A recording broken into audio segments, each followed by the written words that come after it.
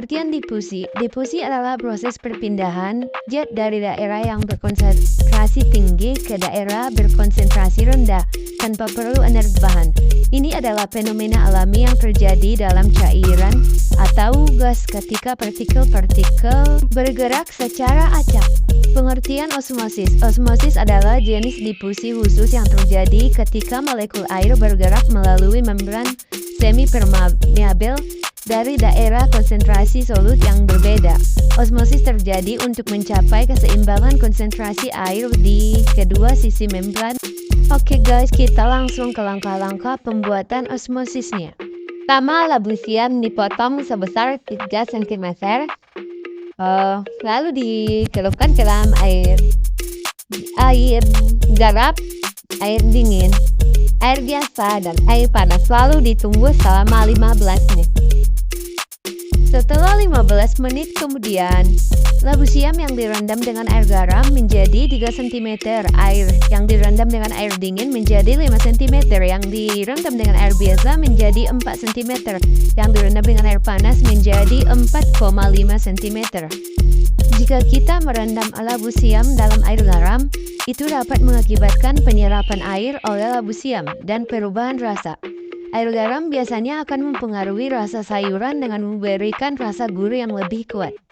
Merendam labu siam dalam air dingin tidak akan merubahnya secara drastis, tetapi ini bisa membantu menjaga kesegarannya jika Anda ingin menyimpannya dalam kondisi terbaik. Air dingin akan membantu mencegah labu siam dari mengering atau layu. Air panas dapat digunakan untuk memasak labu siam. Jika Anda merendamnya dalam air panas, labu siam akan menjadi lebih lunak dan lebih mudah dimasak. Ini bisa digunakan sebagai langkah awal dalam berbagai resep.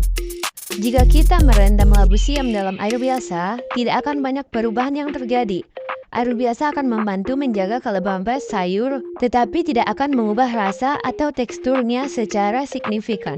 Oke guys, selanjutnya kita ke langkah-langkah proses pembuatan difusi. Baiklah, saya akan mempraktekkan bagaimana cara kerja difusi, yang dimana alat dan bahannya adalah setengah gelas air dingin, setengah gelas air panas, dan betadin. Namun di sini saya sudah meneteskan kurang lebih 15 tetes betadin ke dalam pipet ini. Dan dimana ini menjadi paparan sebelum kita masukkan ke dalam air. Baiklah, sama-sama kita lihat cara kerjanya.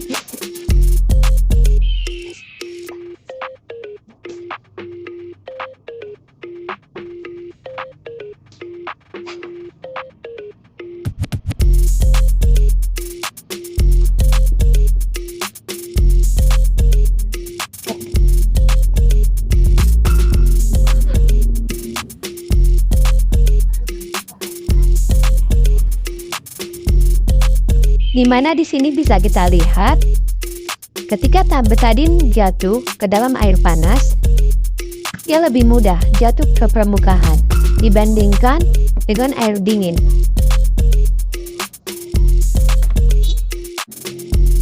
Beginilah penampakan di sebelah kanan air panas. Betadinnya lebih cepat jatuh ke permukaan, sedangkan air dingin lebih sukar. Saat betadin dimasukkan ke dalam air panas, partikel-partikel dalam betadin akan memiliki energi kinetik yang lebih tinggi. Hal ini menyebabkan partikel-partikel betadin bergerak dengan kecepatan yang lebih tinggi dan memiliki kemungkinan yang lebih besar untuk berinteraksi dengan permukaan air.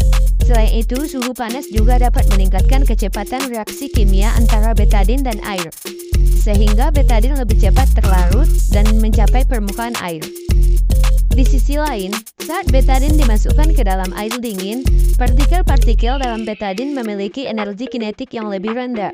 Hal ini menyebabkan partikel-partikel betadin bergerak dengan kecepatan yang lebih lambat dan memiliki kemungkinan yang lebih kecil untuk berinteraksi dengan permukaan air.